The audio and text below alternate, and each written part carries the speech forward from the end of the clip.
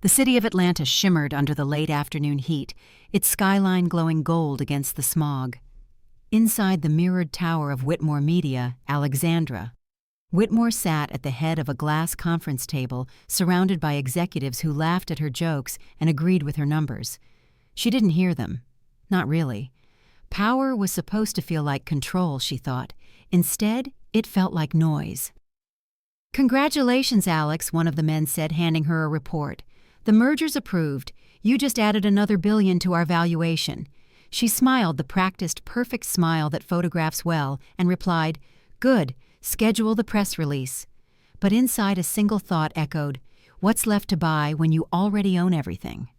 By 6 o'clock, the boardroom was empty. Alexandra loosened her silk blouse, removed her earrings, and stared at her reflection in the glass wall.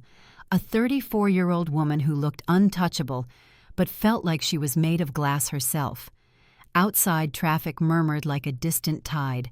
Her phone buzzed. Miss Whitmore said her assistant, Claire, "You've got 3 options for stress therapy tonight: cryotherapy, sensory deprivation, or something that doesn't involve freezing or drowning." Alexandra cut in. Claire hesitated. "There's a physical therapy clinic on Auburn Avenue. Small place, mostly working-class clients. But the reviews say it's different. Different how?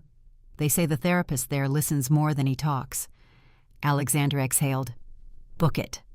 30 minutes later, her black Mercedes slid into a narrow street where glass towers gave way to brick walls and faded murals of civil rights leaders.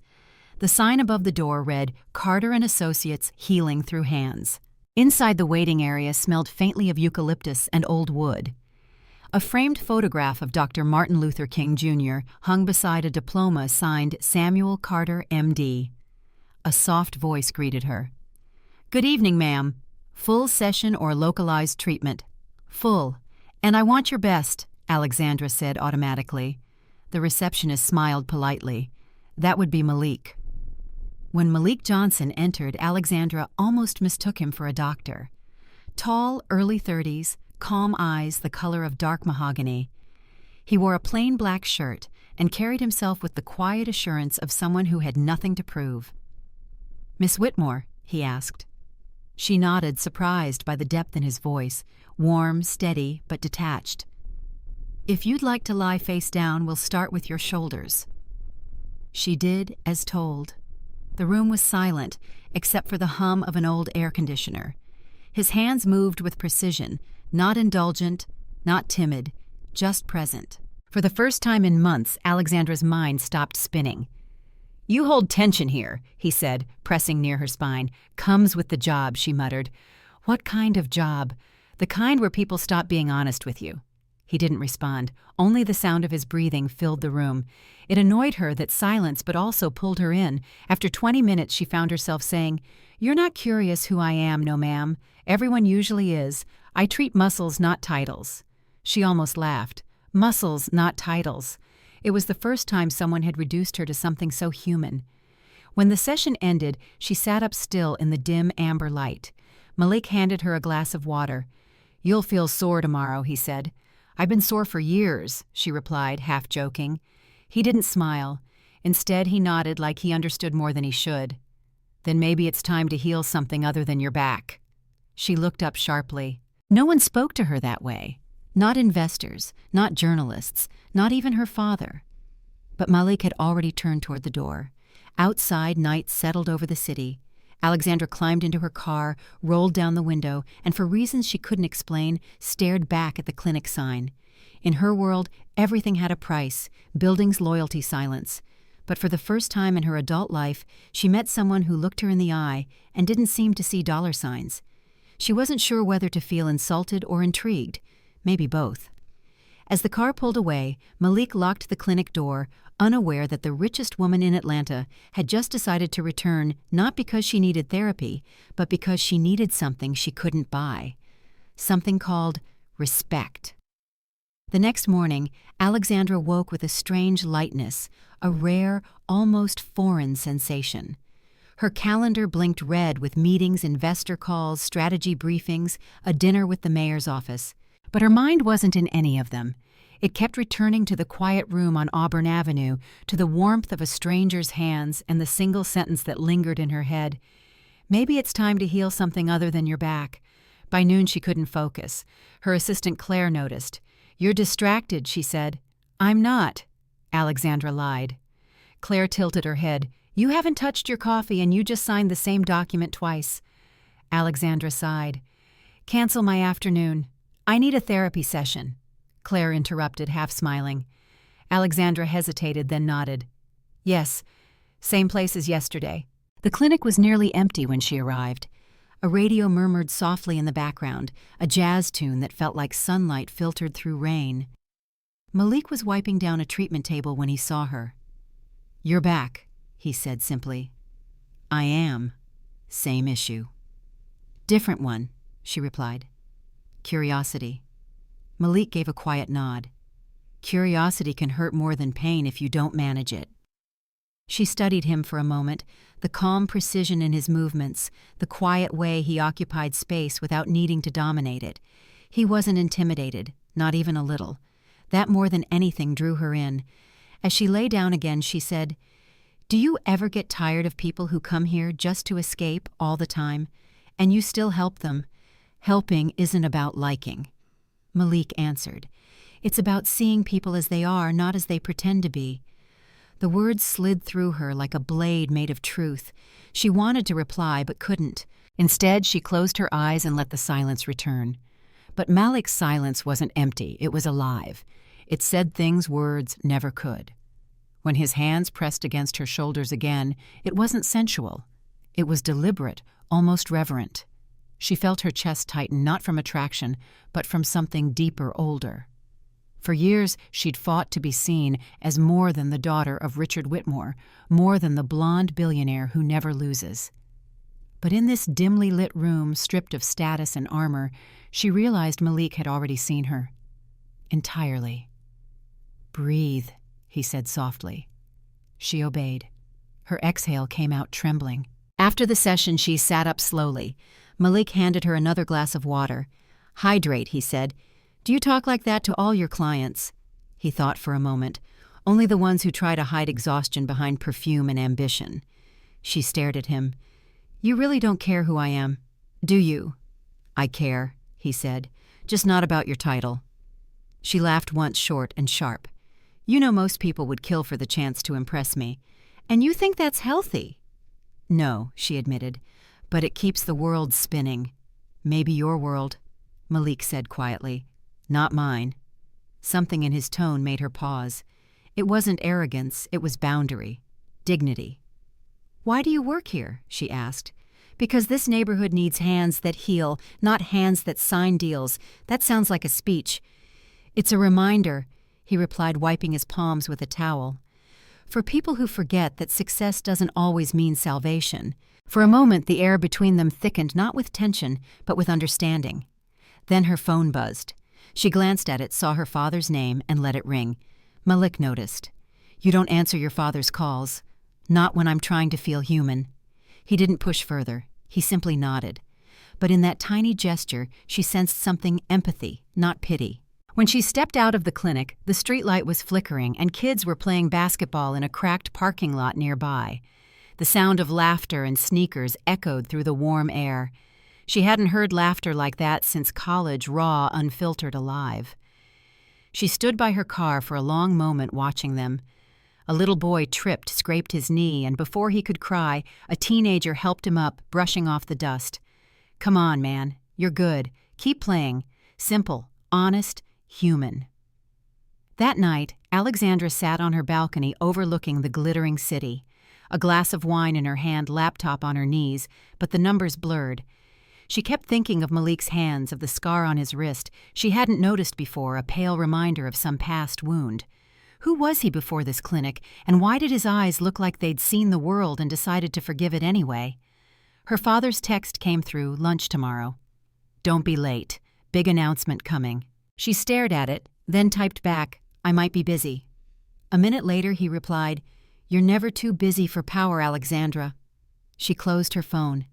In that moment, surrounded by luxury and silence, she realized Malik's world, small, humble, imperfect, felt freer than hers had ever been. And for a woman who could buy anything, freedom was the one thing that had never been for sale. The morning came with headlines. Whitmore Media announces new global partnership. Her face beneath bold letters, flawless as ever. The photo showed her shaking hands with 3 white men in navy suits. The caption read, "The woman who defines modern power." Alexandra stared at it on her phone screen, then turned it face down. The more the world celebrated her, the emptier it felt. She had won so much, yet somehow kept losing herself. At 11, she texted Claire, "Cancel my afternoon. I'm taking the day off." "Self-care again," Claire wrote back. Something like that. The clinic was quieter than usual. The air smelled faintly of lemongrass and eucalyptus. Dr. Samuel Carter waved from behind the counter, an older black man with kind eyes, white beard, and the calm of someone who had seen too much to be easily impressed. "Miss Whitmore," he said warmly. "Back again?" She smiled. "I'm afraid I'm becoming an addict." "To what?" "The silence," she said, surprising herself. He chuckled softly. "Then you're in the right place." Malik appeared from the back room, rolling his sleeves up. His forearms were lined with muscle, not the kind built in gyms, but through years of work patience and gravity.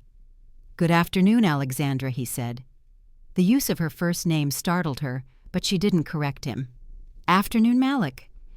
They entered the therapy room. For a while, only the rhythmic hum of the air conditioner filled the space. Then Alexandra spoke. "Do you ever wonder what people would do for money?"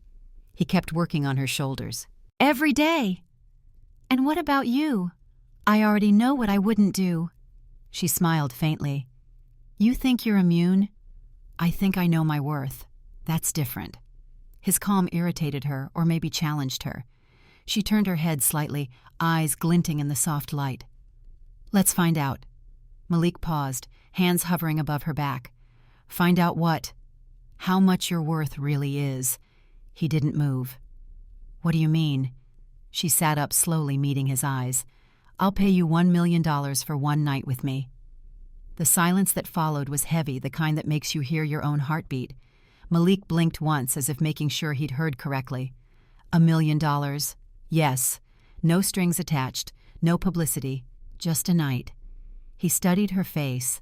Flawless makeup, diamond earrings, eyes steady but uncertain.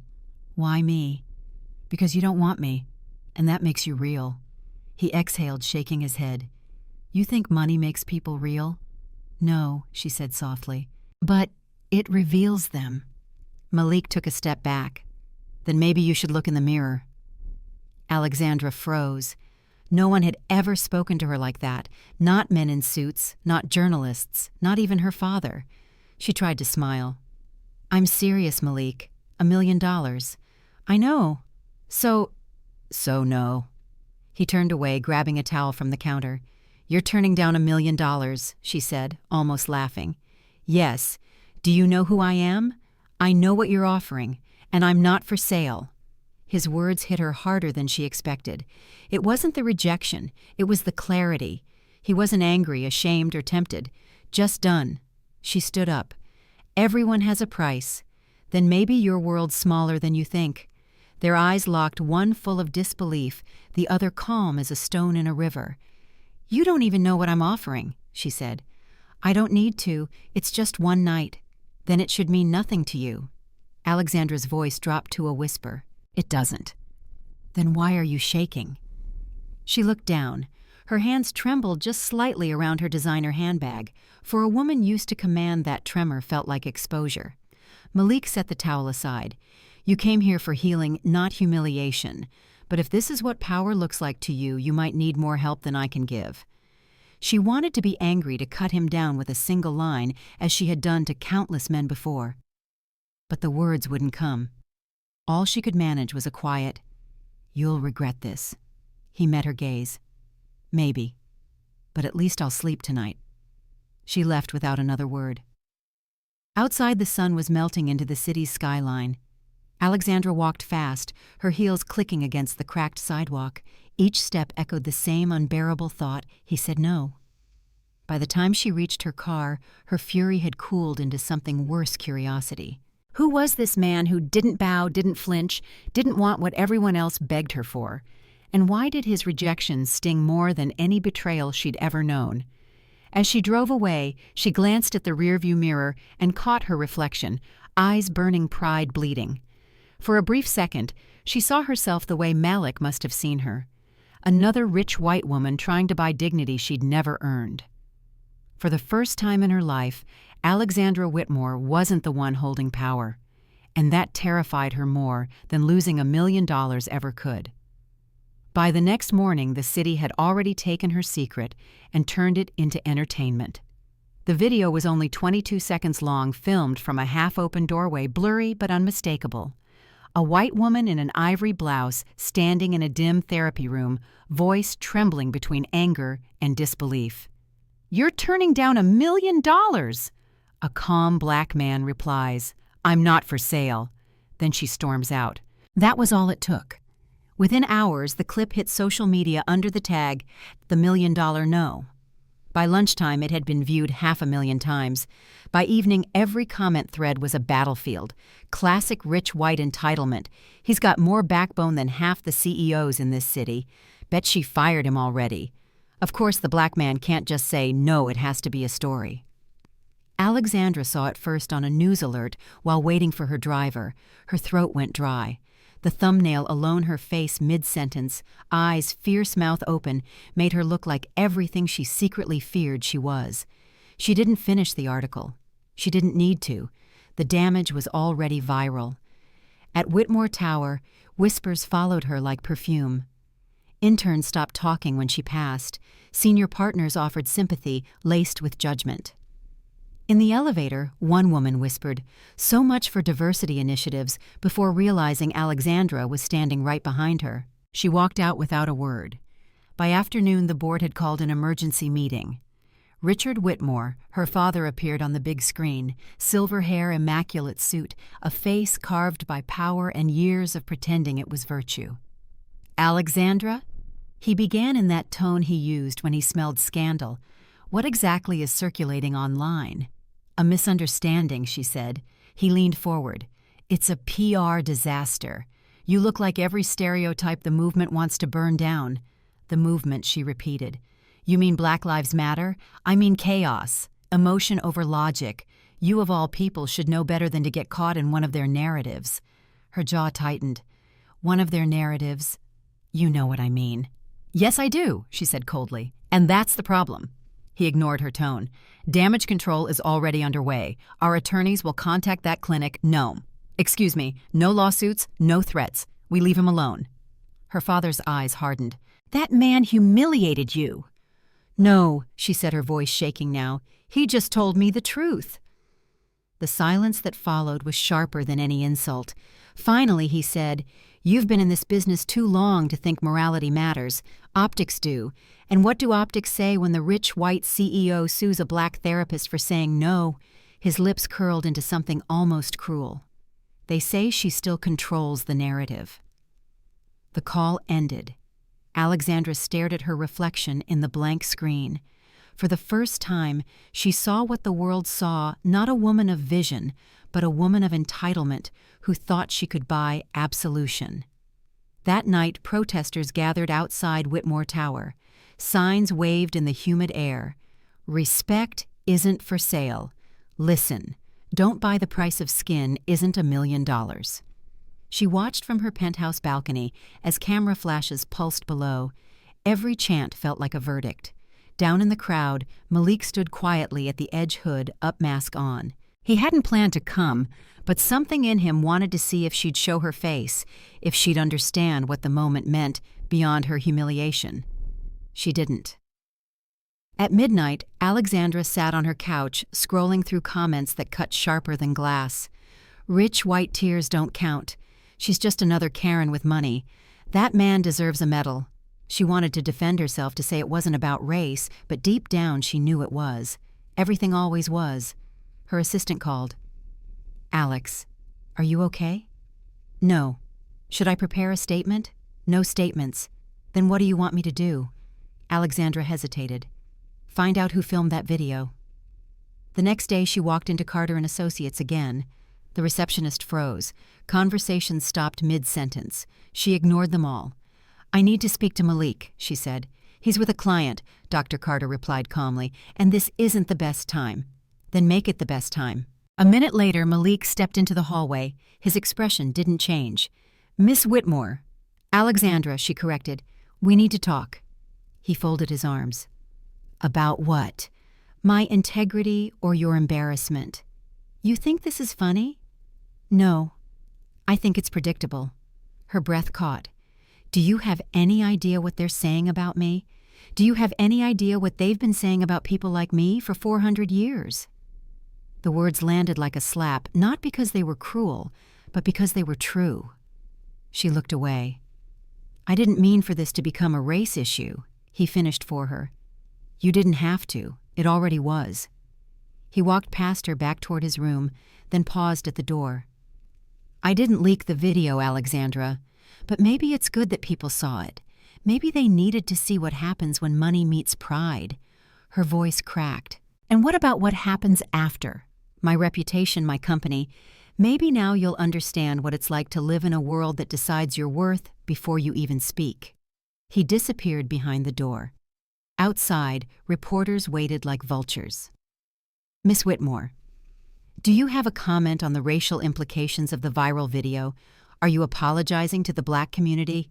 Was it true you offered him money for sex?" Flashes erupted. She pushed past them into the blinding sunlight, into the noise she used to control, but now drowned in. In the crowd, one protester shouted, "You can't buy dignity!" Another yelled, "Let him heal, not serve!" Alexandra reached her car, slammed the door, and whispered to herself, "I just wanted to be seen." But now she was seen everywhere, and for all the wrong reasons. Sleep came in fragments that night, shallow, restless, filled with flashes of headlines and Malik's steady voice saying, "You didn't have to make it a race issue. It already was." By morning, Alexandra's penthouse felt like a museum of silence. The skyline glared back through glass walls as if the city itself were judging her. She made coffee, didn't drink it. Opened her email, didn't read it. Then she picked up the phone and called her assistant. "Claire," she said quietly. "Yes, Ms. Whitmore, I want everything on Malik Johnson. Background education, family past employment, social media, everything." There was a pause on the line. "Alex, are you sure that's a good idea?" "After. Do it," Alexandra snapped, then softer. "Please." By noon the folder was on her desk. Thin. Too thin. "Is this all?" she asked. Claire nodded uneasily. "That's everything public. He doesn't have social media, barely any online presence. I even checked medical records. He studied pre-med at Morehouse College but never graduated. No criminal record. Lives in a small apartment near Decatur." "That's it.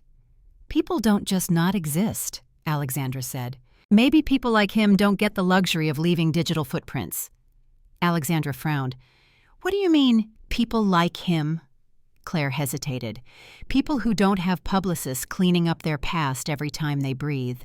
For the first time, Alexandra heard her assistant's tone, not defiance, but quiet truth. When Claire left, Alexandra opened the folder again, scanning for clues. At the bottom was one note, employment reference, Dr. Samuel Carter, Carter and Associates. She grabbed her keys. The clinic was nearly empty when she arrived. Dr. Carter looked up from a clipboard as she entered, expression calm but cautious. "Ms. Whitmore," he said evenly, "I didn't expect to see you again so soon. I came for information about Malik Johnson." Dr. Carter set the clipboard down slowly. "I thought you'd already gotten enough of him for one lifetime." She stepped closer. "He's destroying my reputation. I have a right to know who I'm dealing with." The doctor studied her face, flawless makeup. Tired eyes, the trembling undercurrent of someone used to command. "Funny," he said softly, "how power always thinks truth is a transaction. This isn't about power. Everything's about power when it's a white woman asking about a black man." Her breath hitched. "That's not fair." "Neither is history," Dr. Carter said. Then, after a pause, "Sit down, Ms. Whitmore. You look exhausted." She hesitated, then sat. "Malik's not what you think he is," Carter began. 5 years ago, he was a medical student at Morehouse, brilliant, driven, the kind of mind that could have changed healthcare for our communities. But that dream ended the night he spoke up about what racism in medicine. Carter's gaze drifted toward the window. One of his professors, an influential white surgeon, made a comment during rounds, said that black patients handle pain better and didn't need as much anesthesia. Malik challenged him publicly. The next week, they accused Malik of misconduct, falsified grades, and expelled him. No proof, no hearing, just gone. Alexandra blinked. "And no one defended him, I tried," Carter said. "But the university wanted the story buried. Sponsors threatened to pull funding. The professor was connected to a board of trustees, all of them big donors, including one, Mr. Richard Whitmore." The room seemed to tilt. My father Carter nodded. He was on that board. His company's foundation funded the hospital wing Malik studied in. Alexandra's pulse quickened. He couldn't have known. "He knew," Carter said quietly. "He just didn't care. Said it was about protecting the school's image." She stood abruptly, pacing. "That doesn't make sense. My father isn't—" She stopped. Wasn't what racist, manipulative, capable of erasing someone who threatened his empire? Even she didn't believe her own denial. Carter watched her carefully. "You came here to understand why Malik said no to you. Now you know. I didn't do what my father did." "No," Carter said gently. "You just forgot that you come from the same world that allowed it." The words hit like cold water. For a moment, Alexandra couldn't breathe. Outside, the air was thick with humidity and regret. She leaned against her car, staring at her reflection in the window, a woman who could ruin lives with a single call, yet couldn't fix her own. A group of kids passed by, laughing, backpacks bouncing. One of them wore a T-shirt that read, "My skin ain't a crime." She wanted to stop him, ask where he got it. Instead, she watched until they disappeared down the street. Her phone buzzed. Richard Whitmore. "We need to talk. Tonight. Don't make me come find you." She turned it off. Back at her penthouse, she poured a glass of wine and opened her laptop. On impulse, she typed Malik Johnson Morehouse into Google. Buried on page 5, she found a decade-old campus blog post, grainy photos, one headline, "Student Leads Walkout Over Racial Bias in Med School." There he was, younger, brighter-eyed, standing on the steps of a university building, megaphone in hand. The caption read, "Malik Johnson, the future of medicine with a conscience." She zoomed in on the image. Same eyes, same calm, the same defiance that had terrified her, not because it threatened her, but because it mirrored something she'd never had conviction. She closed the laptop and whispered to the empty room, "God, what have we done to him?" For once, the silence didn't feel like power. It felt like punishment. The rain came without warning that night. Heavy, relentless washing Atlanta's glass towers into blurred silhouettes. Alexandra sat by her window barefoot, the city lights trembling across her wine glass. She hadn't called her father back. She couldn't. Every word, "doctor," Carter had said, replayed in her mind like an indictment. He knew. He just didn't care. Her father, the man who built empires, funded scholarships, hosted diversity galas, had helped destroy a young black student's career. And she, his daughter, had almost done the same thing with a single offer. The next morning, Alexandra drove to Auburn Avenue again. The rain had stopped, but puddles reflected a fractured sky. The clinic door was locked. She waited in her car until she saw Dr. Carter arrive carrying a worn leather bag. He spotted her immediately. "You're persistent," he said, unlocking the door. "I need to talk to him," she said. "Malik isn't here." "Then tell me where he is." Carter gave her a patient look. "He doesn't owe you that. I owe him an apology or absolution." She looked down. Maybe both. Carter sighed and motioned for her to come in. The clinic smelled of coffee and eucalyptus again, but this time it felt different, like walking into someone's memory. He poured her a cup of coffee and sat across from her. "You really want to understand him?" he asked. "Yes. Then you need to understand what silence costs." He began slowly, as if unwrapping something fragile. When Malik was expelled, he didn't fight it. He didn't go to the press, didn't sue the university, didn't even tell his mother the truth. He just disappeared. He said, "If I speak, they'll twist it. If I stay silent, at least I'll keep my peace." But silence doesn't heal. It eats you. Alexandra listened, her chest tightening. Carter continued. He took odd jobs, warehouses, janitorial work, anything to stay afloat. Then one night, I found him at Grady Hospital in the waiting room, helping a homeless man fill out medical forms he wasn't even required to touch. He wasn't bitter, just quiet. That's when I offered him a place here. Why, Alexandra asked? Because I saw what the system had taken from him, not just his degree, but his faith in fairness.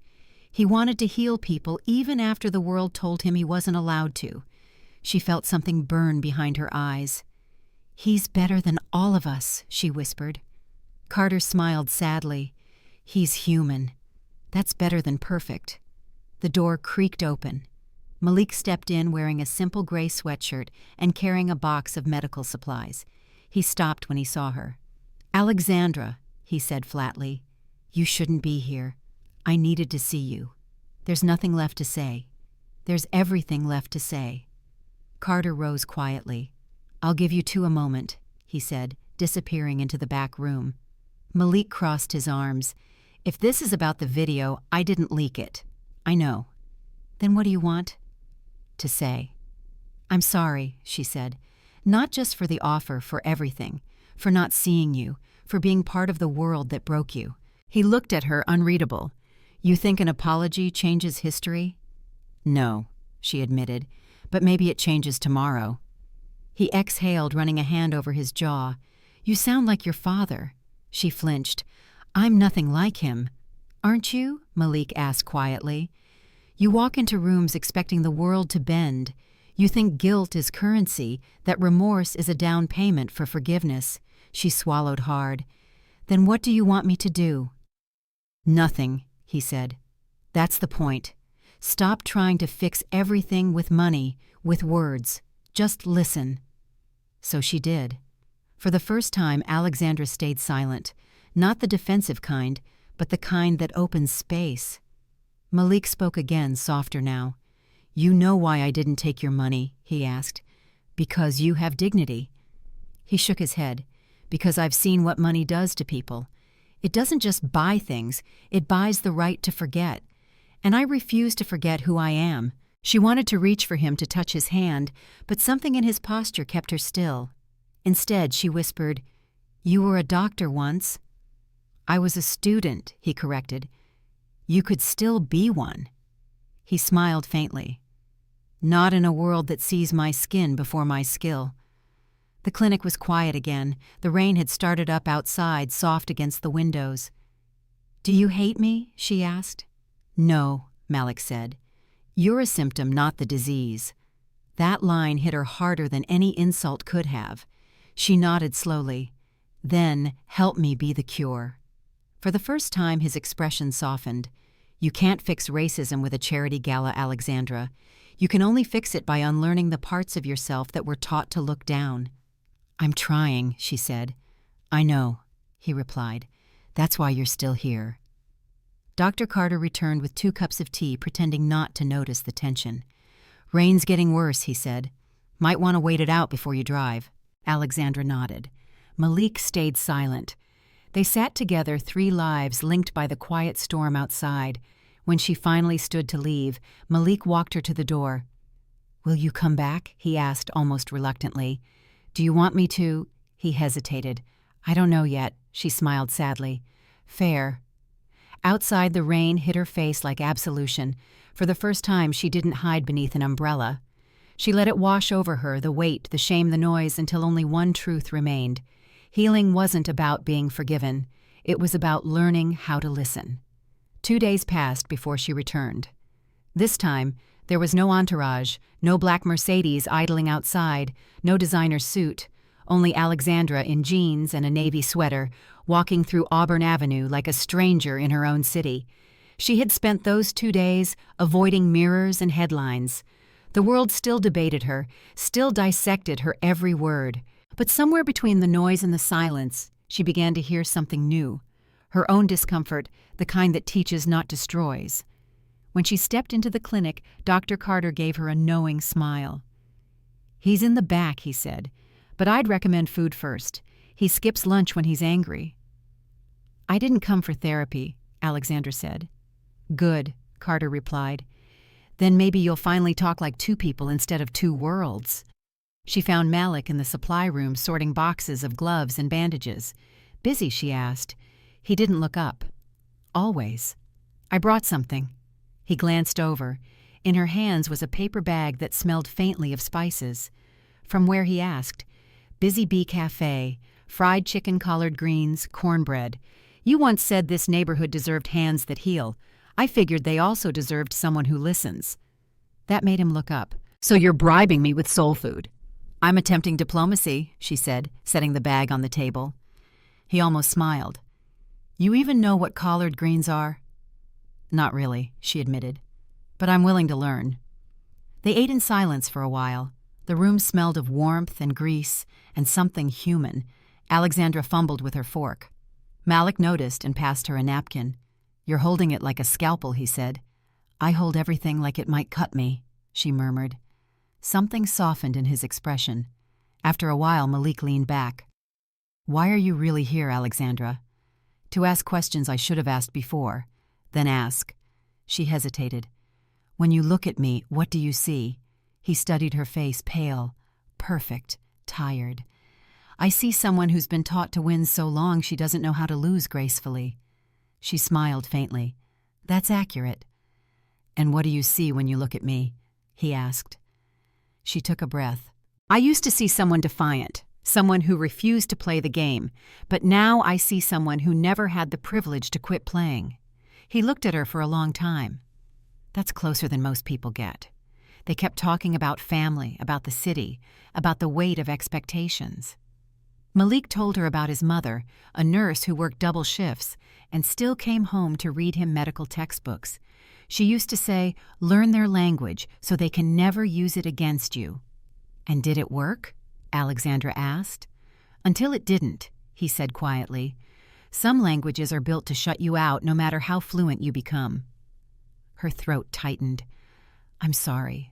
Stop apologizing, he said gently. Start understanding. When the rain started again, they moved to the front office. Dr. Carter had left, leaving the lights dim. The world outside was muted thunder, distant neon signs reflecting in puddles. Malik leaned against the counter. You know, when that video went viral, people called me a hero. You are one, Alexandra said. He shook his head. Heroes get statues. I got death threats. She blinked. What? Some folks don't like when a black man says no to a white woman. History has trained them to expect yes. The words chilled her. You should have told me. And what would you have done? Posted about it, made it a PR campaign. Her face fell. You really think I'm that shallow? I think you're learning how deep the water really goes, he said softly. And it's okay. Most people drown before they start swimming. She stepped closer. So teach me. That silence again, heavy electric alive. Malik met her eyes. Learning isn't comfortable. I'm not looking for comfort. Good, he said, because truth hurts worse than any massage I could give. They stood near the window as lightning flickered over the street. The clinic's reflection shimmered on the glass. A black man, a white woman, two outlines blurred by rain. You said I should listen, she whispered. So I am. Tell me what it feels like. What feels like. To walk into a room where everyone sees your color before your name. Malik stared out at the rain. It feels like you're auditioning for a part that's already been cast. No matter how good you are, they'll say, he's articulate, not smart. Polite, not kind. It's like living on a stage built on someone else's applause. Her eyes filled. I never had to think about that. That's privilege, he said simply, not having to think. The truth was both blade and balm. When thunder cracked above them, she flinched. Malik smiled faintly. Afraid of storms. No, she said, just the ones inside me. He turned, studied her face. You're changing. I don't know if it's enough. Change isn't a finish line, he said. It's a decision you keep making. Outside, sirens wailed in the distance. The city felt like it was holding its breath. She reached into her bag and pulled out a folded envelope. I made a donation, she said. To what Morehouse College? For scholarships, specifically for black pre-med students. He froze. Why? Because someone should graduate who reminds them that silence doesn't win. Malik looked down at the envelope, then back at her. That's a start. When she finally stood to leave, the rain had turned into mist. Malik opened the door for her, the streetlight casting a halo between them. Dinner again, she asked lightly. He hesitated. Maybe. If it's not about guilt. It won't be, she said. Then maybe I'll say yes. For the first time he smiled, not guarded, not cautious, real. And it made her realize how rare that expression was in a world that kept demanding he prove he belonged. She stepped into the rain, no umbrella again, letting it soak her hair and clothes. This time she didn't feel small or ashamed. She felt human. And for Alexandra Whitmore, that was the most radical thing she'd ever been. It started with a phone call. Alexandra was on her balcony, dawn barely touching the skyline, when her phone vibrated against the table. The caller ID read R. Whitmore. She almost didn't answer. Then she did. Alexandra came her father's voice, smooth, commanding, colder than the morning air. "We need to talk." "You mean lecture," she said. He ignored that. "I've seen the photos. You've been visiting that clinic again." So the internet thinks my daughter is dating a black physical therapist from Auburn Avenue. You do realize what that does to our investors." Her pulse tightened. "It's my life, not a press release." Richard's voice sharpened. "You carry my name. And that name built empires, not protests." "Maybe it's time it built something better," she said quietly. He didn't respond right away. When he did, his voice had changed, calm but dangerous. "I'm coming over." 20 minutes later, he arrived, tailored suit, polished shoes, the smell of expensive control filling her penthouse. He stood at the window, surveying the skyline as though it belonged to him. "You know, he said your mother used to say you had my temper. I think I got her conscience instead." He turned, eyes narrowing. "You've been spending too much time listening to people who make you feel guilty for succeeding." "People," she asked. "Or just him?" His silence was answer enough. Richard paced slowly. "You think you understand the world because you watch documentaries and host diversity panels. But power doesn't change through empathy, Alex. It changes through ownership." "And what exactly do you think you own?" she asked. "Legacy," he said flatly, "and I won't let you throw it away for a man who'll turn you into a cautionary headline." Her throat burned. "You don't even know him. I know his type." There it was, the mask slipping. She stared at him. His type. "Say it." He exhaled, ambitious, angry. "They always find women like you idealists with guilt and money, and when they're done using you as their redemption story, they'll move on to the next one." "Malik isn't like that," she said fiercely. "You don't know that. I know what you did to him." The words hung between them like broken glass. Richard froze. "What did you say? You were on the board when Morehouse expelled him? Don't you dare pretend you didn't know." For the first time in her life, she saw her father hesitate, not out of guilt, but calculation. "I made a decision," he said, "to protect an institution. You destroyed a life. Don't be naive. The system eats people like him every day. He just wasn't smart enough to stay quiet." The sentence hit her like a slap. "You're talking about a human being, not a liability, and you're talking like a child who thinks morality pays dividends." He started toward the door, but she blocked his path. "If you touch his life again." He stopped inches away. "You think you can threaten me?" "No," she said softly. "I think I can expose you." For a second, Richard looked almost amused.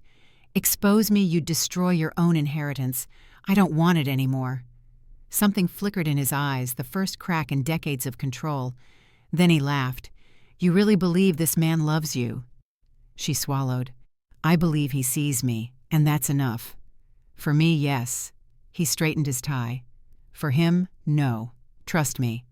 Alex, men like that don't forgive women like you. They just wait for you to slip." After he left, her apartment felt colder. She sat in the dark for nearly an hour before calling Malik. He didn't answer. She tried again. Voicemail. "Malik." "It's me," she said softly. "I think my father knows everything. Just be careful." She ended the call and stared at the skyline. The lights of downtown flickered like distant fires. Somewhere below, the city kept moving, unaware that a storm was gathering. The next day, the headlines changed again. Anonymous source leaks, Malik Johnson's disciplinary record from medical school.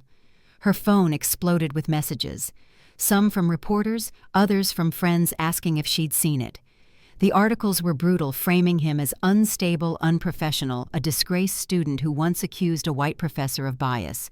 She didn't need proof to know where it came from. When she reached Malik, he was outside the clinic sitting on the curb, a folder in his lap.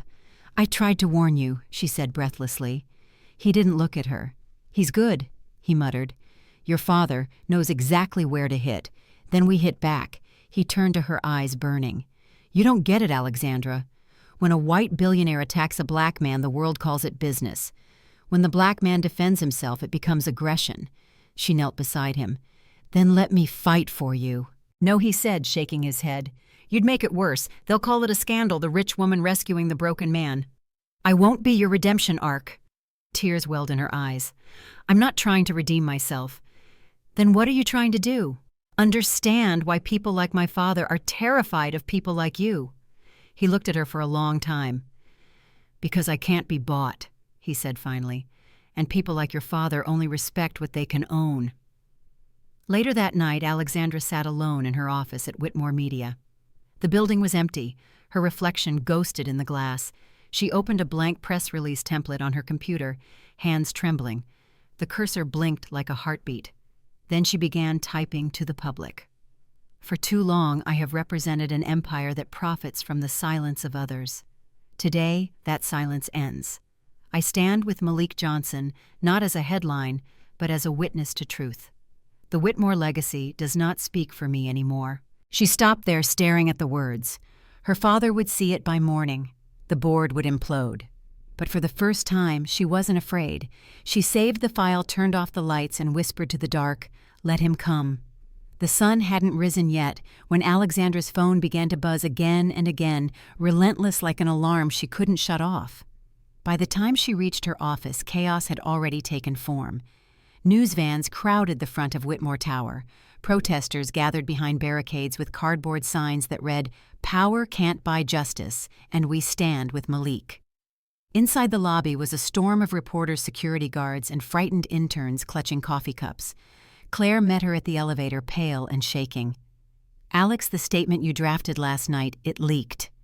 Alexandra froze. "What do you mean leaked? It's everywhere." "Twitter. The Atlantic, even CNN is quoting you." She took a deep breath. "Good. Good." Claire's voice broke. "The board's calling an emergency meeting. Half of them are threatening to resign." Alexandra stepped into the elevator, her pulse steady for the first time in days. "Then let them." By the time she reached the 42nd floor, her name was trending in every corner of the internet. Whitmore whistleblower had the CEO who said, "Enough. Stand with Malik." When she walked into the boardroom, silence fell. 12 faces turned toward her, all white, all furious. Her father sat at the head of the table like a judge who'd already written the sentence. "Sit," Richard said. She did. He slid a tablet across the table. On the screen, her press statement glowed in bold text. "You leaked this," he said. "I released it." He smiled thinly. "Do you have any idea what you've done?" "Yes," she said. "I told the truth." "The truth," he repeated, voice rising. "The truth is, whatever the world believes, and right now the world believes you betrayed your company." She met his gaze. Then maybe it deserved betrayal. One of the board members, an older man with a polished accent, leaned forward. "Miss Whitmore, we've received threats from advertisers. They're calling this a race-baiting stunt." "Do you think racism is a stunt, Mr. Lanning?" she asked. He blinked. "That's not what I—" "Then maybe stop defending it like one." Richard slammed his hand on the table. "Enough. You're not turning this company into your personal apology tour." "I'm not apologizing," she said quietly. "I'm choosing who I stand beside." Across town, Malik sat in his apartment watching her press release on the morning news. The anchor's voice was calm, but edged with shock. Whitmore Media CEO Alexandra Whitmore has issued a public statement denouncing systemic racism and pledging to fund scholarships for Black medical students. Her father company founder Richard Whitmore has not commented. Malik muted the TV. For the first time since the scandal began, he didn't know what to feel. Gratitude, anger, fear. All he knew was that she had just declared war on her own blood, and wars like that didn't end cleanly. Back in the boardroom, Richard leaned back, eyes cold. "Do you even understand what you've unleashed? Stocks already down 8%. Investors are panicking." "Then let them panic," she said. "Maybe they'll finally feel what it's like to be powerless." He stood. "You're finished, Alexandra. I'll have you removed as CEO before the day ends." She smiled, small, defiant. "Then I guess I'm free." The boardroom erupted into voices, arguments, panic. She didn't stay to hear them. She walked out, heels echoing on the marble floor like the rhythm of liberation. Outside, the crowd had doubled. Cameras flashed, people chanted her name alongside Malik's. Some called her brave, others called her traitor. But for the first time, the lines between them didn't matter. A young Black woman approached her through the noise, clutching a folded newspaper. "Miss Whitmore," she said breathlessly. "My brother went to Morehouse. He told me about Malik, how they buried his story." "Thank you for bringing it back." Alexandra smiled softly. "Tell your brother thank you for not forgetting him." The woman nodded, tears in her eyes. "You gave him back his hope." Hope, the word hung there, unfamiliar and fragile. Alexandra had built an empire on image, not hope. But maybe for once she'd built something real. That night, her penthouse felt different, not lonely, just quiet. The phone rang. She didn't answer. When the doorbell finally chimed, she already knew who it was. Malik stood there, still wearing his gray hoodie, rain glistening on his shoulders. "You shouldn't have done that," he said. "I had to. You made yourself a target. So be it." He stepped inside, closing the door softly behind him. "Your father won't stop. Neither will I." They stood in silence, the city buzzing beneath them. Malik exhaled. "You didn't have to fight my fight. It stopped being your fight the moment my father made it about mine." He studied her face. No makeup, just exhaustion and conviction. "You'll lose everything." "I already did," she said. "Now I'm finding what's left." Hours later, the two of them sat on the floor, surrounded by half-empty wine glasses and unopened emails. "Do you regret it?" he asked. Not a word. He nodded slowly. "You realize this doesn't end with an apology, right?" "I don't want it to. I want it to begin with action." He smiled faintly. "You sound like someone who's finally learning how to listen." She looked at him. "Maybe you taught me." Outside, sirens wailed again, distant but constant, like the heartbeat of a city learning to wake up. By morning, the backlash had shifted. Fox News called her a corporate rebel with a white guilt complex. The New York Times called her the reluctant heir to America's reckoning, and Malik for the first time was invited to speak on national television. When Alexandra watched his interview, her heart tightened. He spoke with the same calm dignity she remembered from that first night. "I don't want to be a symbol," he told the reporter. "I just want to live in a world where saying no doesn't make you a headline." It wasn't a victory speech. It was something pure truth spoken in its simplest form.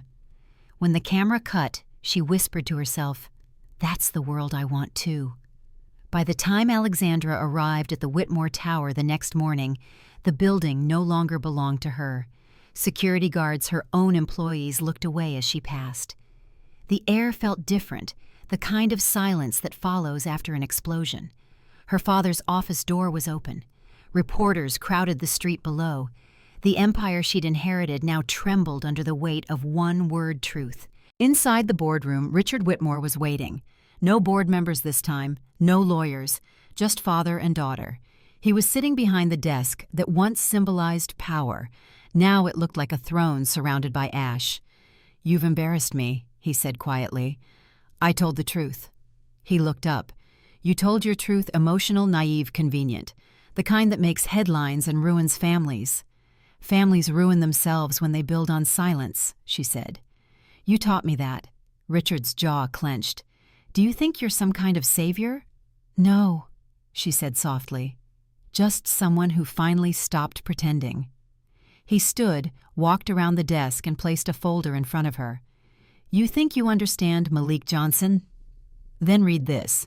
Inside were photocopied documents, old reports, disciplinary notes, a letter from the university dean accusing Malik of insubordination.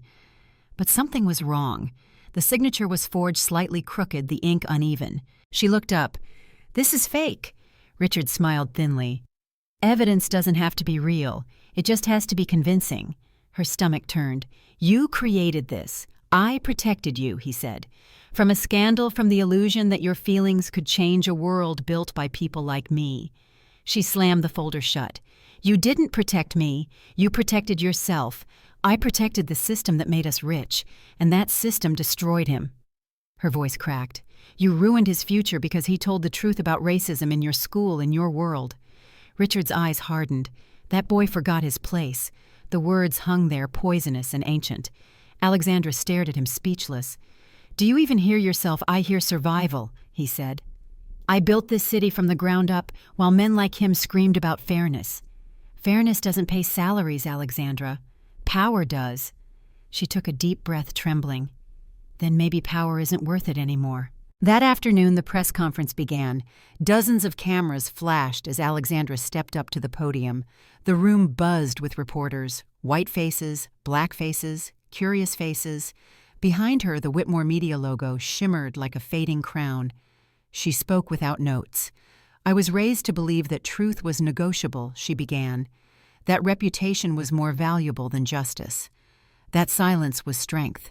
She looked down at her hands. But I was wrong. She took a breath. A few weeks ago, I offered a man money for something that should never have a price dignity. That man, Malik Johnson, said no. Not just to me, but to a system that expects silence from the people it exploits. The room shifted. Some leaned forward, some stiffened. My father taught me how to win. Malik taught me how to see. And now I understand there is no victory in blindness. Reporters' pens flew. Cameras clicked like gunfire. I'm stepping down as CEO of Whitmore Media, effective immediately, she said. Our platform will transition into a nonprofit foundation focused on racial equity in education and healthcare. And every cent of my severance will go toward rebuilding the futures this company helped erase. Questions erupted, but she raised a hand. One last thing she said. To every black man or woman who's ever been told to stay quiet, I hear you now. And I promise the silence ends here. The room went still. For the first time, her father wasn't beside her. For the first time, she didn't need him there. Later that night, Alexandra found Malik at the clinic. The lights were low, the air thick with the scent of lavender and rain-soaked air. He turned when he saw her. I watched the conference. I meant every word. I know you did. Then say something, she whispered. What do you want me to say? Anything. He studied her eyes, unreadable. You gave up everything. So did you, she said. He nodded. Difference is I didn't have a choice. You did. She stepped closer. And I chose you. Don't, he said softly. Don't turn this into a story where love redeems the world. It doesn't. Not yet. She swallowed the lump in her throat. Then what does? He thought for a long moment. Truth and consistency. People like you need to keep choosing this long after the cameras move on. I will, she said. He nodded, but didn't smile. Then maybe one day I'll believe you. As she turned to leave, Malik spoke again. You know what scares men like your father? What that people like me stopped asking for permission. She looked back at him, the city lights catching in his eyes. I'm not my father, she said. I know, he replied. That's why I'm still standing here. Outside, the sky above Atlanta glowed orange from the protests and streetlights, a city shifting one truth at a time. Alexandra walked into that light, her white blouse streaked with rain and determination, a woman who had finally learned that justice doesn't come in black or white. It comes in the courage to say, I was wrong. For 3 days, the city buzzed with her name. News cycles spun her press conference into spectacle heiress of hate redeems herself. White CEO risks fortune for justice. But beneath the praise came the backlash, subtler, colder, quieter. Sponsors withdrew, emails vanished, contracts dissolved overnight. And in the silence that followed, Alexandra felt something unfamiliar, freedom and fear in equal measure. She still hadn't spoken to her father. Malik called on the fourth evening. "Turn on Channel 8, he said. His voice was tight controlled. She grabbed the remote. The headline flashed, "Anonymous source claims Malik Johnson lied about medical expulsion." The anchor spoke smoothly, as if rehearsed. Leaked documents suggest Malik Johnson falsified accusations of racial bias and was expelled for violent behavior. "Our sources confirm the witness is a former associate of Alexandra Whitmore." Her blood froze. Who would... She stopped. She already knew. Victor Blake Malik said quietly. "The man you used to date." She found Victor that same night. He was waiting at an upscale rooftop bar, smiling like nothing had changed. The city glittered beneath them, money pretending to be light. "Alex," he said, leaning back in his chair, "still saving the world one scandal at a time." She sat opposite him, eyes cold. "You leaked it." "Of course I did. I'm not ashamed. Someone has to show people who this Malik really is." "You don't know him." "I know enough.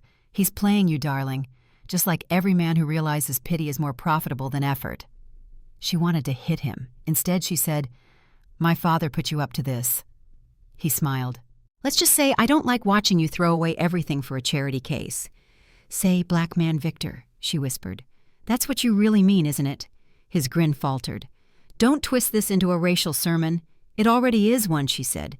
"You just don't like hearing yourself preach." He leaned forward. "Listen, Alex, you're beautiful, smart, influential, and naive. People like him don't fall for people like you. They use you, and when you're no longer useful, they'll remind you you're still white." She stood. "And people like you remind me why silence is violence." When she walked away, his voice followed, smug, venomous. "You'll regret this, Alex. You can't rewrite history." She didn't look back. By morning, the story had spread.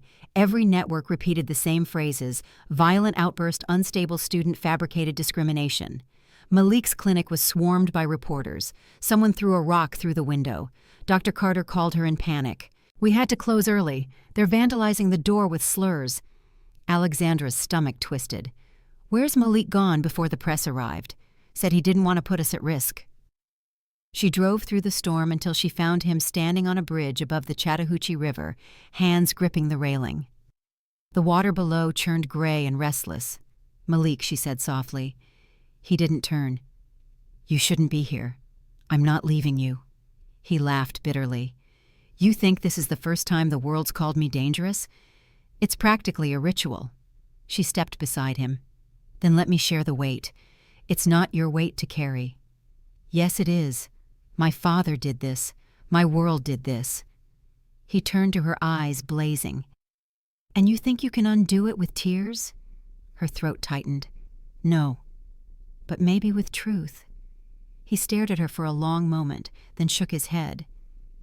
"Truth doesn't change minds that were built to hate." They stood in silence as thunder cracked overhead. Rain began to fall hard and relentless. Finally, Malik spoke again. "You know what hurts most? Not the lies. It's that people believe them instantly.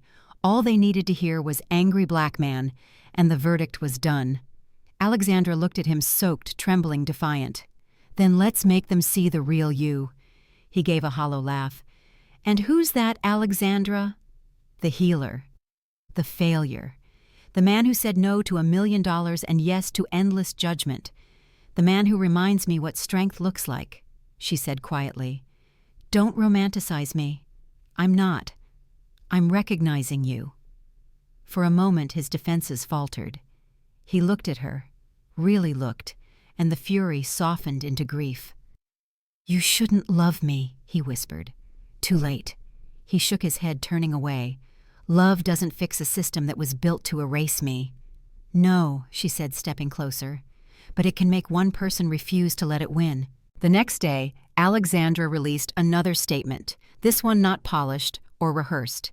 It began with 6 words: "You will not erase him again." She attached every forged document her father had created, every email, every donation trail connecting Whitmore Media to the university scandal from years before, and at the bottom, she signed her name. By evening, the world shifted again. The university issued an apology. The professor who expelled Malik was placed under investigation. Anonymous donors funded the clinic's repairs. But victory felt hollow. Her father had vanished, no public comment, no denial, just silence. And silence, she'd learned, was his sharpest weapon. That night, Malik showed up at her door. He didn't knock. She opened it before he reached for the handle. "Why'd you do it?" he asked. "Because I was tired of watching you stand alone. You ruined your father. He ruined himself." He leaned against the doorframe, drenched in rain. "You really don't understand what you've done, do you? You made me visible again, and visibility for men like me isn't safety. It's a target." She looked at him, voice trembling. "Then I'll stand in front of you." He smiled sadly. "You can't. The bullet doesn't ask who you're protecting." They stood there for a long moment, a woman born of privilege and a man forged in resistance, bound not by romance, but by the shared burden of truth. Finally, he whispered, "You changed my story." "No," she said, "you changed mine." Outside, the rain fell heavier, washing the city clean, or trying to. In that sound, they both heard something familiar. Not forgiveness, not peace, but the beginning of reckoning. The morning after her exposé, Atlanta didn't wake up quietly. News choppers hovered above Whitmore Tower. Anchors spoke in tones usually reserved for national crises. Protesters filled the streets holding signs that read, "Justice doesn't need permission," and "Black truth, white silence." Inside her apartment, Alexandra sat at her kitchen counter watching her own face on television. The crawl beneath her image read, "Alexandra Whitmore leaks, evidence of systemic racism tied to father's company." Her phone buzzed nonstop, journalists, activists, senators. Even the mayor's office wanted a comment. But she didn't answer any of them. She just kept staring at the footage, her father's name, her company's logo, her betrayal turned into spectacle. The world had finally heard her, but it hadn't forgiven her yet. By noon, the FBI announced a formal investigation into Whitmore Media's donation practices. Half the board resigned, the other half lawyered up. Claire came over with 2 cups of coffee and a voice trembling between awe and panic. "You just toppled a dynasty," she whispered. "No," Alexandra said quietly. "I just told the truth." The dynasty fell by itself. She looked out the window, the skyline bathed in gray light, the city trembling with both anger and awakening. "This is what it looks like when people stop believing the lie," she murmured. At Carter and Associates, Malik was packing medical kits when 2 federal agents arrived. "Mr. Johnson," one of them said, "we'd like to thank you for cooperating with our inquiry. Your testimony will be crucial." Malik nodded cautiously. "I'm not testifying for her," he said. "I'm testifying for every student who was told to stay quiet." The agent smiled slightly. "Then you're testifying for both." When they left, Dr. Carter approached him. "You realize you're going to be the face of this now," he said gently. Malik grimaced. "I never asked for that." "History never asks," Carter replied. "It just records who was brave enough to stand still." That evening, Alexandra went to the clinic again. The building still bore the scars of the attack, a cracked window, a spray-painted word half scrubbed away. But inside it was alive again. Volunteers moved in and out carrying boxes of medical supplies. Journalists were waiting by the sidewalk, but Malik waved them off. "You brought the world here," he said when she entered. "I didn't mean to," she said softly. "Intentions don't matter when the fire's already burning." He poured her a cup of coffee. It was bitter and strong, just like the conversation that followed. "They're calling you a hero," she said. "I'm no hero. You exposed corruption, Malik." He shook his head. "You did. I just lived through it." She leaned against the counter. "I'm being subpoenaed next week." He raised an eyebrow. "And I'll tell them everything." He studied her face, the exhaustion beneath the resolve. "You're not built for this kind of war, Alexandra. People like your father don't lose quietly." "I'm not built for silence anymore," she said. 3 nights later, the storm came. Not rain, reporters, headlines, threats. Her email was flooded with messages. "Race traitor," Corporate witch.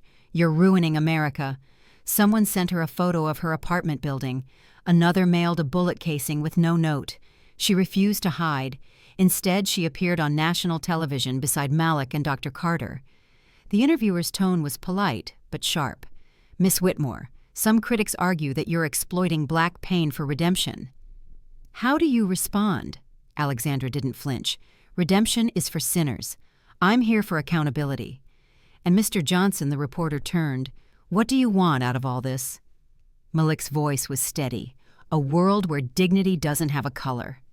The audience erupted in applause.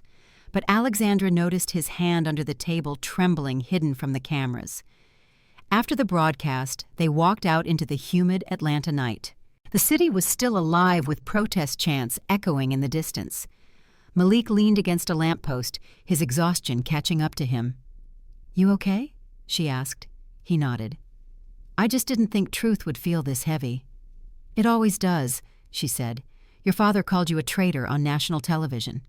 "I know, and you didn't answer, I will. Just not with words." She pulled a folded document from her bag, a signed deed. "What's this?" Malik asked. "The Carter Foundation," she said. "We're taking the money from my family trust and putting it into healthcare scholarships and free clinics. Starting here, starting with you." He looked stunned. "Alexandra, it's not charity. It's a down payment on justice." The first Carter Whitmore Health Initiative opened a month later in the same building that once housed the broken clinic. The walls were repainted in bright colors, the waiting room filled with community art. Children played outside while volunteers handed out food. Malik stood near the doorway as the mayor gave her speech. Alexandra joined him, her hand brushing his. "They'll come for us again," he said quietly. "I know. And when they do, we'll still be here." A cheer rose as Dr. Carter cut the ribbon. Cameras flashed. For once, they weren't being chased by the story, they were writing it. That night, Malik and Alexandra sat on the clinic roof, looking out at the lights of Auburn Avenue. "You realize," he said, "you can't ever go back to the world you came from." "I don't want to." He smiled faintly. "You're dangerous now. Because I learned how to listen. Because you learned how to speak." The city below hummed like a living thing, loud, imperfect, unstoppable. She leaned her head on his shoulder. "Do you ever think we actually changed something?" He looked at the glowing windows below. People laughing, doctors, working children running. "Maybe," he said. "Or maybe we just gave the world permission to start." The courtroom smelled like old wood and money, the kind that came from generations of untouchable men. Reporters filled every bench, notebooks, ready cameras hidden behind coats. At the front, Richard Whitmore sat with his legal team, composed, immaculate, dangerous. Alexandra entered quietly, wearing no jewelry, no makeup, just a black suit and a look that could cut glass. Across the aisle, Malik sat beside Dr. Carter. When their eyes met, she saw exhaustion there, but also something stronger, endurance. The judge called for silence. The case was officially Whitmore v. Whitmore, father versus daughter. No one had expected it to come this far. Richard spoke first. His lawyer, a man who wore arrogance like a second skin, addressed the court. "Your Honor, my client built Whitmore Media from nothing. His daughter's reckless actions, unauthorized leaks, fabricated allegations have caused irreparable financial and reputational harm. This is not about race, it's about betrayal." Alexandra's attorney rose. "Then let's discuss betrayal of students expelled for speaking truth, of black professionals, denied opportunity of justice, silenced for profit." Richard's lips twitched. He leaned forward slightly, whispering to his lawyer, who nodded. Then he looked directly at his daughter. "You've always confused morality with rebellion," he said softly enough for only she to hear. "It's still not too late to come home." She met his gaze. "Home burned down the day you called honesty a threat." When it was her turn to testify, the room shifted, the air thickened, every breath synchronized with the clicking of pens. "Ms. Whitmore," the prosecutor began, "you understand that your actions led to a multi-million-dollar loss for shareholders, and you don't regret it. I regret not speaking sooner. Do you hate your father? I hate what he became. And what was that?" She looked straight at him, a man who mistook silence for strength. Gasps rippled through the gallery. Richard didn't move, but his eyes burned. Next came Malik. He took the stand with the calm of someone who had already survived worse. "Mr. Johnson, the attorney, said you've accused this company of systemic racism. Do you have proof?" Malik paused. "Proof?" He glanced at Alexandra. "I have experienced the kind that doesn't show up in files, the kind you live through every day." "Objection." "Sustained," the judge said gently. "Let him continue." Malik nodded gratefully. "I was taught that healing means listening, so today I'm asking this court to listen to what happens when power decides who gets to be believed." He pointed toward the defense table. "They erased my name from a university database because I didn't fit their narrative. They called me violent because the truth I spoke made them uncomfortable, and when they ran out of lies, they used silence as a weapon." The courtroom fell still. Even Richard stopped writing notes. When Malik stepped down, Alexandra felt her chest ache. He wasn't just testifying, he was teaching. After a short recess, Richard himself took the stand. The once unshakable patriarch looked smaller beneath the weight of exposure. Still his voice was steady. "I did what was necessary to protect what I built," he said. "You call it corruption. I call it realism." "The world runs on hierarchy, not hope," the prosecutor asked. "So you admit manipulating records? I admit managing perception. Do you believe racism exists in your company?" Richard smiled faintly. "Racism exists everywhere. I just refuse to let it dictate outcomes." Alexandra stood abruptly. "You dictated outcomes with it every day." The judge banged his gavel. "Ms. Whitmore." She stopped trembling, then sat again. Richard turned toward her. "You think I'm the villain, but when the world devours you, when your friends abandon you, you'll wish you'd learned the value of control." She whispered, "Control isn't the same as justice." Outside the courthouse, hundreds had gathered, students from Morehouse activists, neighbors, strangers who had found courage in Malik's story. They held signs that read, "We are the silence no more." When Alexandra stepped out, the crowd roared, but across the street her father was being escorted into a black car by federal agents. Cameras flashed like lightning. For a moment their eyes met through the chaos. No words, just decades of inheritance dissolving into smoke. Later that night, Alexandra and Malik stood on the steps of the courthouse. The city buzzed around them, electric and alive. "You won," he said softly. She shook her head. "We survived. That's not the same thing. Maybe surviving is the win," he said. She looked at him. "What now?" "Now," Malik said, "we build something better. How one truth at a time." She smiled, tired but genuine. "You make it sound simple. It's not. But nothing worth healing ever is." They walked down the marble steps together as the crowd chanted their names not like celebrities, but like reminders that ordinary people could still move history forward. Across town in a quiet holding cell, Richard Whitmore sat alone. The walls were white, the light harsh, the silence absolute. On the table before him lay a single newspaper headline, "Daughter's Testimony Brings Down Media Giant." He stared at it for a long time, then whispered, "She learned from the best." He closed his eyes, and for the first time in decades there was no one left to listen. The trial ended on a Thursday afternoon that felt like the edge of a new season. The air outside the courthouse smelled of rain and exhaust, and the crowds that had once chanted her name were finally dispersing, leaving only banners' footprints and a few fading echoes of applause. Inside, Alexandra stood alone in the hallway, the verdict still ringing in her ears. Whitmore Media found liable for discriminatory practices.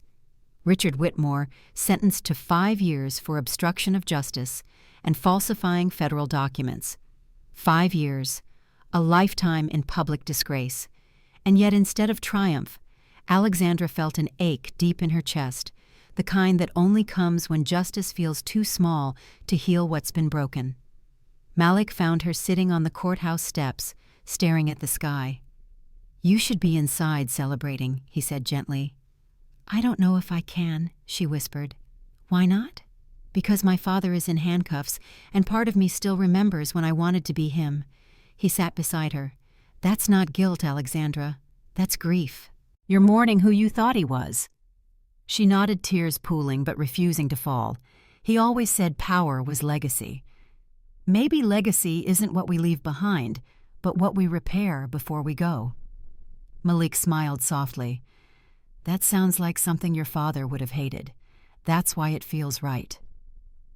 A week later, the headlines had shifted again. Whitmore dynasty collapses. The heiress who burned the empire. Corporate analysts debated whether her decision had inspired reform or chaos. But in the neighborhoods that had watched her evolve from afar, something quieter was happening. Local clinics began hosting free healing days. Students started organizing truth circles in schools. Morehouse reinstated Malik's record and offered him an honorary scholarship not as pity, but recognition. He declined it. I don't need a degree to do what I was born to do, he told Alexandra, but I'll take their apology. One evening, as autumn painted the city in gold and rust, Alexandra visited the prison where her father was being held. The warden led her down a sterile corridor that smelled faintly of bleach and regret. When Richard appeared, he looked older, his once silver hair now gray, his posture softer, less certain. They sat across from each other through a pane of reinforced glass. Neither spoke at first. Finally, he said, I heard the foundation's expanding. Free clinics in 6 states now. She nodded. 7 next month. And Malik still refuses to slow down. Her father smiled faintly. He always did have too much conviction. You mean courage? Courage, he repeated, almost tasting the word. Funny thing, it always sounds noble until it cost you everything. She leaned closer. You could have had courage too. I had control, he said.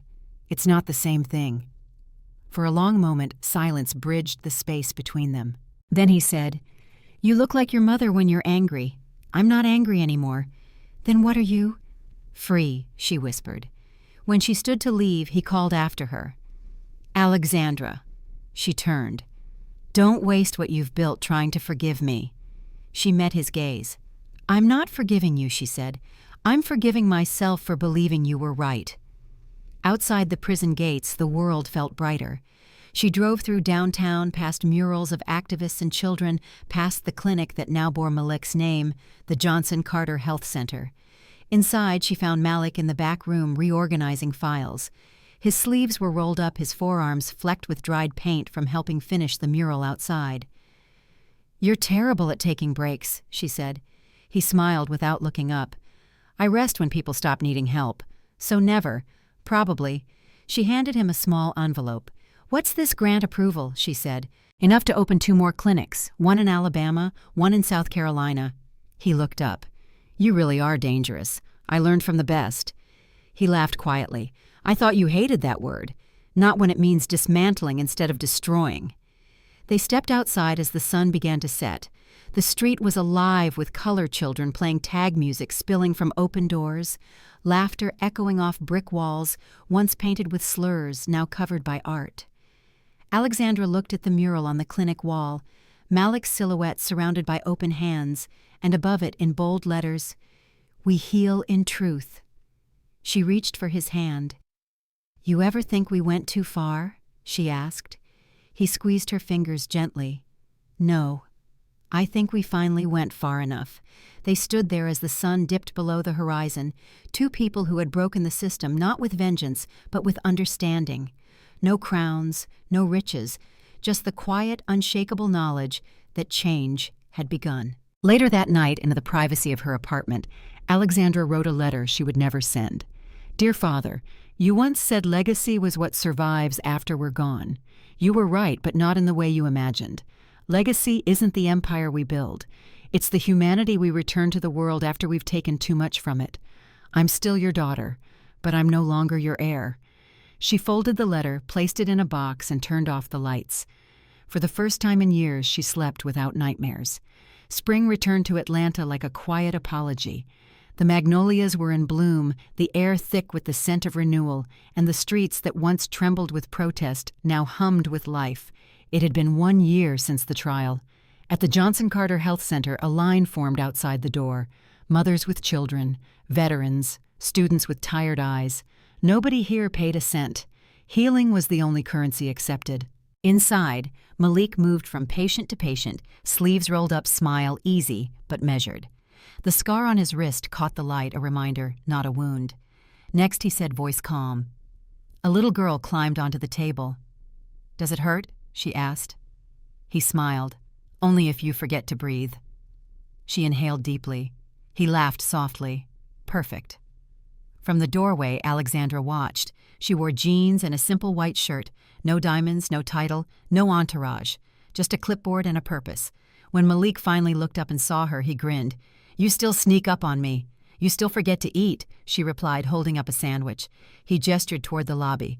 "You trying to feed the revolution?"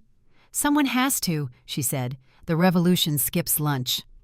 That night, after the clinic closed, they sat on the rooftop beneath a sky swollen with stars. The city pulsed below sirens' laughter jazz from a distant bar. "Do you ever miss it?" he asked. "What the world you came from?" She thought for a long time. "I miss the illusion of safety," she said. "Not the price it demanded. And what was that price?" "My skin," she said quietly. "Not the color, the distance it created. I used to think whiteness was armor. Turns out it was blindness." Malik nodded. "Armor always makes you forget the weight of your own humanity." They fell into silence again, the comfortable kind that didn't need filling. After a while, Alexandra asked, "Do you ever get tired of being the symbol?" "All the time," he said. "But every time a kid walks in here and says they want to be a doctor because of me, I remember symbols can save lives too." The following week, Morehouse invited Malik to speak at their graduation ceremony. He almost declined until Alexandra convinced him. "It's not about you," she said. "It's about the next version of you sitting in that crowd." When he walked onto the stage, the audience stood hundreds of students in black gowns, fists raised in the air. He adjusted the microphone, heart pounding. "I was once told I didn't belong here," he began. "And for years I believed them. But belonging isn't permission. It's persistence." He looked toward the horizon where the city skyline met the clouds. "Every scar you carry," he said, "every door slammed in your face. That's not failure. That's proof you're still here, still fighting, still breathing." The crowd erupted. In the front row, Alexandra wiped her eyes. After the ceremony, reporters swarmed, but Malik ignored them. He found Alexandra near the exit, holding a bouquet of magnolias. "For the man who finally came home," she said. He smiled, taking her hand. "You sure you're not writing headlines again?" "Just rewriting the old ones," she said.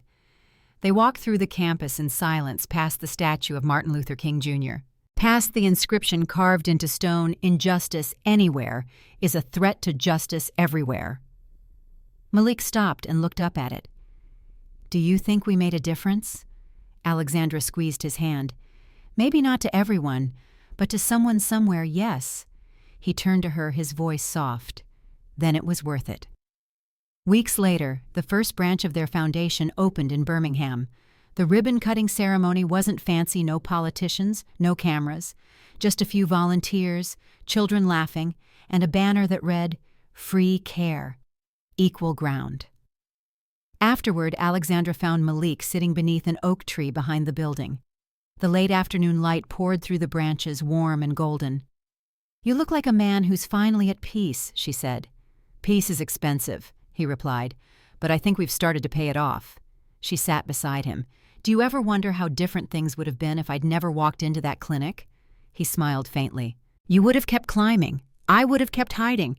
The world would have kept spinning the same way, blind and comfortable. So maybe fate needed a scandal. Maybe it just needed two people willing to listen." That evening they visited the mural outside the clinic again. Someone had added new lines beneath it in fresh paint. "We are not our scars. We are the stories that survive them." Alexandra traced the words with her fingertips. "It's strange," she said. "For so long I thought truth would destroy me, but it built me instead." Malik watched her, the fading sunlight turning her hair to copper. "That's the thing about truth," he said. "It burns, but it also heals." She looked up at him. "Do you think people like us, people from different worlds, can ever really heal this country?" He considered the question, then smiled softly. "No, but we can make it less sick. They both laughed, and the sound felt like air after a storm. Months later, in a small ceremony at the state capitol, Alexandra received an award for civic courage. When she took the stage, she said only one thing: "If you're lucky enough to be heard, use your voice to make silence impossible." The audience rose to its feet. In the back row, Malik clapped quietly, pride glinting in his eyes. That night they drove home together through quiet streets. "Do you ever think about what comes next?" she asked. He smiled. "Always. But for once, I'm not afraid of it." She leaned her head against the window, watching the city lights blur into gold. "Maybe that's the price of skin," she murmured. "Not pain, but perspective." Malik reached over and took her hand. "And maybe that's the reward of courage, not peace, but possibility." The traffic lights turned green and their car rolled forward, disappearing into the hum of the city, into a future that was still imperfect, still divided, but undeniably alive.